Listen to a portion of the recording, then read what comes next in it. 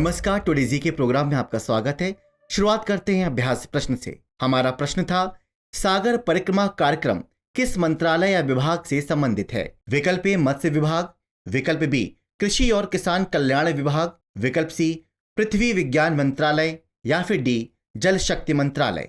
इसका सही उत्तर है विकल्प ए मत्स्य विभाग। इसका विश्लेषण देखते हैं। हाल ही में केंद्रीय मत्स्य पालन, पशुपालन और डेयरी मंत्री ने राज्यसभा में सागर परिक्रमा कार्यक्रम के संबंध में जानकारी दी। सागर परिक्रमा कार्यक्रम मछुआरों, मत्स्य किसानों और संबंधित हितधारकों के साथ एकजुटता प्रदर्शित करने के लिए आयोजित की जाने वाली एक नेविगेशन यात्रा है। इसे तटीय राज्यों, केंद्र शासित प्रदेशों को कवर करते हुए एक पूर्व निर्धारित समुद्री मार्ग के माध्यम से आयोजित किया जा रहा है। इसे केंद्रीय मत्स्य पालन, पशुपालन और डेयरी मंत्रालय के मत्स्य विभाग द्वारा लॉन्च किया गया था, इसलिए विकल्प ए सही है। आइए जानते हैं सागर परिक्रमा के मुख्य उद्देश्यों के बारे में। मछुआरों, तटीय समुदायों और हितधारकों के साथ बातचीत को सुगम बनाना, ताकि मत्स्य पालन से संबंधित विभिन्न योजनाओं और कार्यक्रमों की जानकारी का प्रसार किया जा सके। आत्मनिर्भर भारत की भावना के रूप में सभी मछुआरों, मत्स्य किसानों और संबंधित हितधारकों के साथ एकजुटता प्रदर्शित करना। राष्ट्र की खाद्य सुरक्षा और तटीय मछुआरा समुदाय की आजीविका के लिए समुद्री मत्स्य संसाधनों के संतुलन पर ध्यान देना, समुद्री इकोसिस्टम का संरक्षण करना आदि। चलिए अब शुरुआत करते हैं आज के सेशन की। आज के सेशन का पहला प्रश्न है, the narcotics drugs and psychotropic substance act किस वर्ष लाया गया था? विकल्प ए 1982, विकल्प बी 1983, विकल्प सी 1984 या फिर विकल्प डी 1985। इसका सही उत्तर है विकल्प डी 1985। हाल ही में राजस्व खुफिया निदेशालय ने मुंबई में लगभग 34 करोड़ रुपए मूल्य के कोकीन के साथ एक भारतीय नागरिक को गिरफ्तार किया। आपको बता दें कि भारत में मादक और साइकोट्रोपिक पदार्थों पर अंकुश लगाने के लिए वर्ष 1985 में the narcotics drugs and psychotropic substance अधिनियम बनाया गया, इसलिए विकल्प डी सही है। यह अधिनियम मादक पदार्थों के उत्पादन, निर्माण, खेती, बिक्री, खरीद, परिवहन, भंडारण करने पर प्रतिबंध लगाता है। भारत मादक पदार्थों से संबंधित विभिन्न संधियों का हस्ताक्षर करता है, जैसे साइकोट्रोपिक पदार्थों का कन्वेंशन 1971 और नारकोटिक्स ड्रग्स और साइकोट्रोपिक पदार्थों में अवैध व्यापार पर कन्वेंशन 1988। अगला प्रश्न, मौद्रिक नीति समिति यानी एमपीसी के संबंध में निम्नलिखित कथनों पर विचार कीजिए। एक, पहली एमपीसी का गठन 29 सितंबर 2016 को किया गया था। 2, एमपीसी के प्रत्येक सदस्य के पास एक वोट होता है। उपयुक्त में से कौन सा या कौन से कथन सही हैं या हैं? विकल्प ए केवल एक, विकल्प बी केवल 2, विकल्प सी 1 और 2 दोनों या फिर विकल्प डी ना तो 1 और ना ही 2। इसका सही उत्तर है विकल्प सी 1 और 2 दोनों। इसका विश्लेषण देखते हैं। 6 से 8 फरवरी तक भारतीय रिजर्व बैंक की मौद्रिक नीति समिति की बैठक आयोजित हो रही है। यह एमपीसी की वर्ष 2023 की पहली बैठक है। आरबीआई अधिनियम की धारा 45 जेड बी मुद्रास्फीति लक्ष्य को प्राप्त करने हेतु आवश्यक नीति दर निर्धारित करने के लिए 6 सदस्यीय मौद्रिक नीति समिति के गठन का प्रावधान करती है। इस तरह की पहली एमपीसी का गठन 29 सितंबर 2016 को किया गया था, इसलिए कथन 1 सही है। एमपीसी मुद्रास्फीति लक्ष्य को प्राप्त करने के लिए आवश्यक नीतिगत रेपो दर निर्धारित करती है। इसे एक वर्ष में कम से कम 4 बार मिलना आवश्यक है। इसकी बैठक के लिए 4 सदस्यों का कोरम होता है। इसके प्रत्येक सदस्य के पास एक मत होता है, इसलिए कथन 2 सही है। हालांकि मतों के बराबर होने की स्थिति में आरबीआई के गवर्नर के पास दूसरा या निर्णायक मत होता है।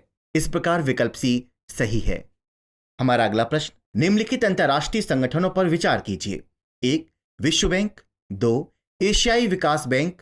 3, संयुक्त राष्ट्र पर्यावरण कार्यक्रम। उपरोक्त में से किन संगठनों ने हाल ही में G20 सदस्य देशों की पहली energy transition working group meeting में भाग लिया? विकल्प ए केवल 1 और 2, विकल्प बी केवल 2 और 3, विकल्प सी केवल 1 और 3 या फिर विकल्प डी 1, 2 और 3 तीनों। इसका सही उत्तर है विकल्प डी 1, 2 और 3 तीनों। हाल ही में बेंगलुरु में G20 सदस्य देशों की पहली एनर्जी ट्रांजिशन वर्किंग ग्रुप की बैठक शुरू हुई। इस बैठक का उद्देश्य ऊर्जा सुरक्षा और नए ऊर्जा स्रोतों की आपूर्ति श्रृंखलाओं में विविधता लाना है। इस बैठक में विश्व बैंक, एशियाई विकास बैंक, संयुक्त राष्ट्र पर्यावरण कार्यक्रम के साथ G20 देशों और 9 अतिथि देशों के प्रतिनिधि भाग ले रहे हैं, इसलिए विकल्प डी सही है। भारत के लिए यह एक महत्वपूर्ण बैठक है क्योंकि भारत ने 2005 के स्तर से 2030 तक सकल घरेलू उत्पाद की उत्सर्जन तीव्रता को 45% तक कम करने की प्रतिबद्धता दिखाई है। अगला प्रश्न, भूकंप के संबंध में निम्नलिखित कथनों पर विचार कीजिए। 1. पृथ्वी की सतह के नीचे का वह स्थान जहां भूकंप का केंद्र स्थित होता है अधिकेंद्र कहलाता है। 2. पृथ्वी की सतह के ऊपर स्थित वह स्थान जहां भूकंपीय तरंगें सबसे पहले पहुंचती हैं हाइपोसेंटर कहलाता है। उपरोक्त में से कौन सा या कौन से कथन सही हैं? विकल्प ए केवल 1, विकल्प बी केवल 2, विकल्प सी 1 और 2 दोनों, या फिर विकल्प डी ना तो 1 और ना ही 2। इसका सही उत्तर है विकल्प डी ना तो 1 और ना ही 2। आइए अब इसे समझते हैं। हाल ही में दक्षिणी तुर्की में 7.9 तीव्रता का शक्तिशाली भूकंप आया जिसमें जान माल की भारी क्षति हुई।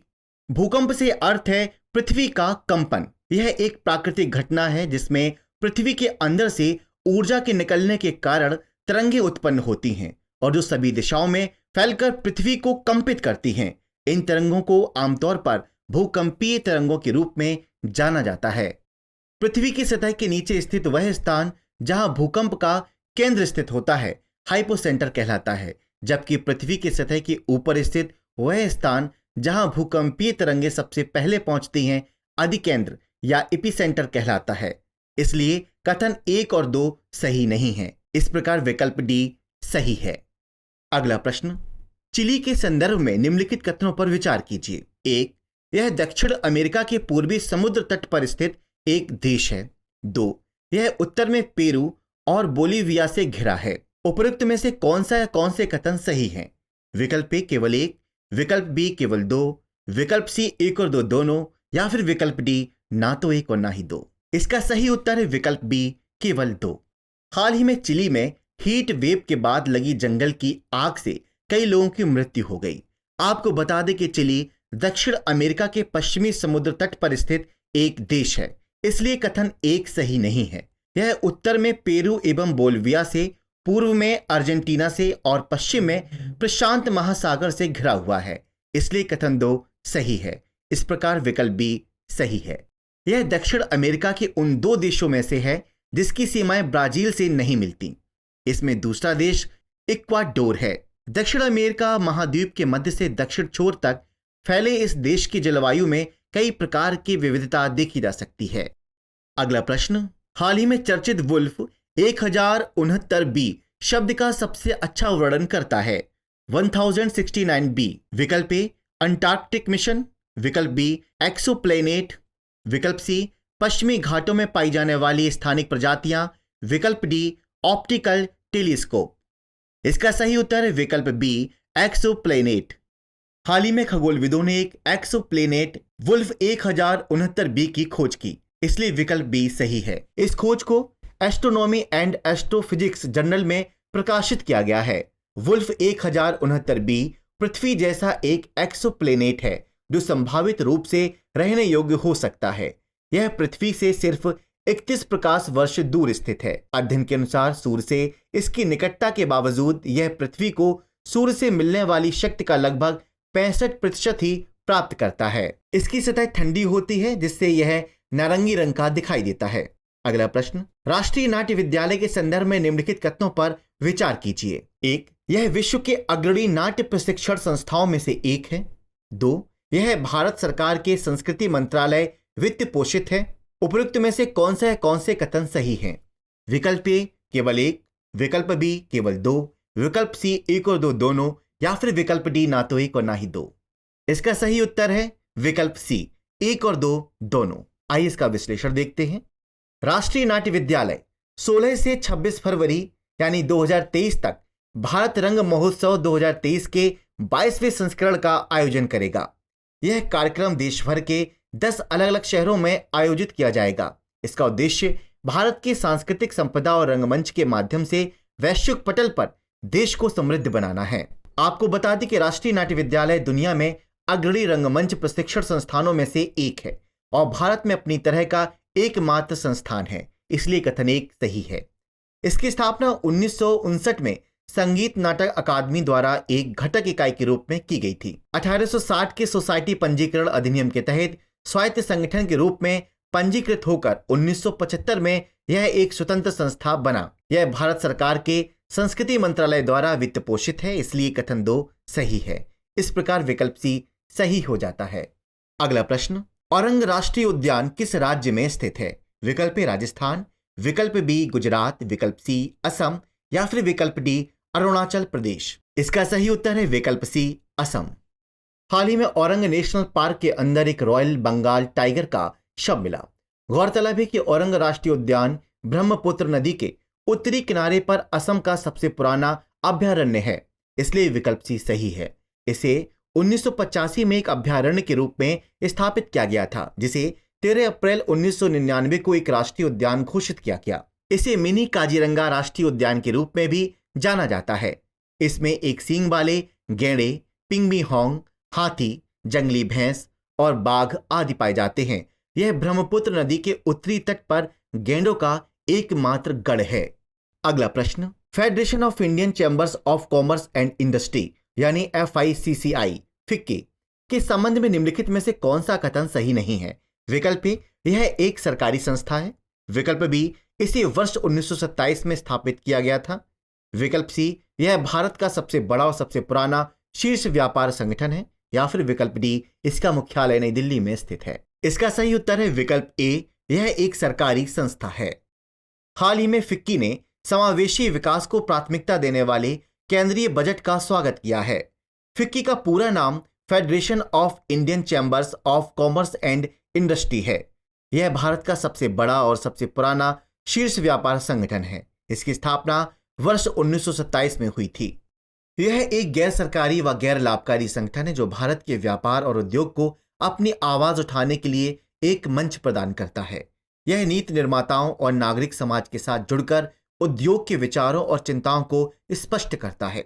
इसका मुख्यालय नई दिल्ली में स्थित है। अगला प्रश्न, जल जीवन मिशन किस वर्ष शुरू किया गया था? विकल्प 2015, 2017, 2019 या फिर 2021। इसका सही उत्तर है विकल्प सी 2019। हाल ही में जल शक्ति राज्य मंत्री ने राज्यसभा में जल जीवन मिशन के संबंध में जानकारी दी है। आपको बता दें कि प्रधानमंत्री नरेंद्र मोदी ने 15 अगस्त 2019 को स्वतंत्रता दिवस के मौके पर जल जीवन मिशन की घोषणा की थी, इसलिए विकल्प सी सही है। इस योजना का मुख्य उद्देश्य वर्ष 2024 तक पाइप के जरिए सभी घरों तक पानी पहुंचाना है। यह कार्यक्रम अनिवार्य तत्वों के रूप में स्रोत स्थिरता उपायों को भी लागू करता है, जैसे कि भूजल प्रबंधन, जल संरक्षण आदि। आपको बता दें कि गोवा पहला हर घर जल प्रमाणित राज्य बना है, तो वहीं दादरा व नागर हवेली और दमन एवं द्वीप अगस्त 2022 में भारत में पहला हर घर जल प्रमाणित केंद्र शासित प्रदेश बन गया। इसके अलावा मध्य प्रदेश का बुरहानपुर जिला जुलाई 2022 में भारत का पहला हर घर जल प्रमाणित जिला बन गया। चलिए अब अभ्यास प्रश्न देखते हैं। भारतीय दिवाला और शोधन अक्षमता बोर्ड यानी IBBI की स्थापना किस वर्ष की गई थी? विकल्प ए 2009, विकल्प बी 2011, विकल्प सी 2013 या फिर विकल्प डी 2016। इसका सही उत्तर कमेंट बॉक्स में लिखना ना भूलें। मिलते हैं अगले सेशन में, तब तक के लिए नमस्कार।